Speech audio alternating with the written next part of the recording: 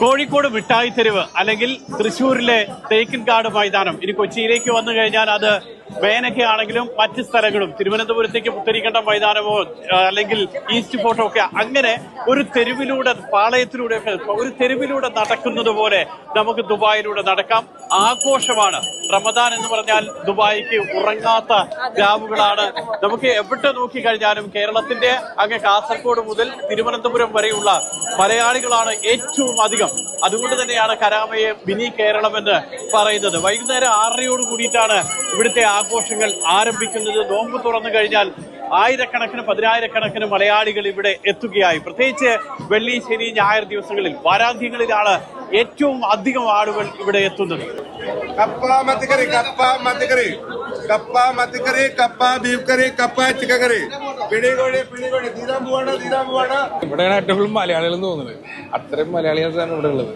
പിന്നെ ഇവിടെ നമുക്ക് റംദാൻ ആകുമ്പോഴേക്കും നമുക്ക് ശനി ഞായർ മറ്റേ ആകുമ്പോഴേക്കും തിരക്കും കാര്യങ്ങളുണ്ട്. നമുക്കും സത്യം പറഞ്ഞാൽ നാട്ടിൽ പോയ പോലെ തന്നെയാണ് ഇവിടെ നിൽക്കുമ്പോൾ നമുക്ക് ഫീൽ ചെയ്യുന്നത്.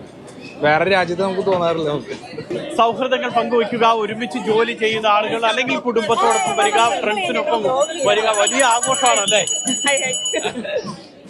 എന്തുകൊണ്ടാണ് ഇവിടെ വന്നത്? ഇവിടെ എല്ലാവരും കുട്ടിക്കുഷിക്കപ്പെടുന്ന കരാമ വരുന്ന എൻജോയ് ചെയ്യാന്ന് വിചാരിച്ചു. ഇവിടെ എത്തിക്കഴിഞ്ഞപ്പോഴോ സൂപ്പർ ആയിരുന്നു. ലാസ്റ്റ് ഇയർ ഞങ്ങൾ വന്നിട്ടുണ്ടായിരുന്നു, പക്ഷേ ദിസ് ഇയർ ഭയങ്കര സ്പെഷ്യൽ ആയിട്ട് തോന്നി. ഭയങ്കര തിരക്ക്, ഫുഡ് നന്നായിട്ട് എക്സ്പ്ലോർ ചെയ്യുന്നുണ്ട്. ഇതിന്റെ ഫസ്റ്റ് എക്സ്പീരിയൻസ് ആയിരുന്നു. അടിപൊളി എക്സ്പീരിയൻസ് ആണ്. ഇനി എല്ലാ കൊല്ലം ഇവിടെ വരും. എന്തായാലും വിട്ടുപോകില്ല, കരാമ വിട്ടുപോകില്ല. തീർച്ചയായും കരാമ വികാരം, മലയാളികളുടെ വികാരം, ഒരു കേരളത്തിന്റെ ഫീൽ ആണ്. മൊത്തം മലയാളികളല്ലേ ഇവിടെ. ഫുഡ്, സ്നേഹം, ഫ്രണ്ട്ഷിപ്പ് എല്ലാം അടിപൊളി. ഓക്കെ, ഇതാണ് അടിപൊളി. അല്ലെങ്കിൽ സ്നേഹം, ഫുഡ്, ഇതൊക്കെ തന്നെയാണ് ഇതിന്റെ ഏറ്റവും വലിയ പ്രത്യേകതയും. ഈ മാസം അവസാനം വരെയാണ് ഇത് നീണ്ടു നിൽക്കുക. ദുബായ് ടൂറിസം സാമ്പത്തിക വകുപ്പാണ് ഈ കരാമ വൈബിന് അല്ലെങ്കിൽ ഫുഡ് സ്ട്രീറ്റിന് വേണ്ടിയിട്ടുള്ള തയ്യാറെടുപ്പും സൗകര്യങ്ങളും ഒക്കെ ചെയ്തു കൊടുക്കുന്നത്. മലയാളികളുടെ ഒരു നാട് ദുബായിലുണ്ടെങ്കിൽ, മലയാളികൾ ഒത്തുകൂടുന്ന ഒരു സ്ഥലമുണ്ടെങ്കിൽ അത് ഇതാണ്, കരാമയാണ്. റമദാനിലെ ഈ ഫുഡ് സ്ട്രീറ്റിൽ ഇവിടെ വരണം, വിട്ടുപോകരുത്.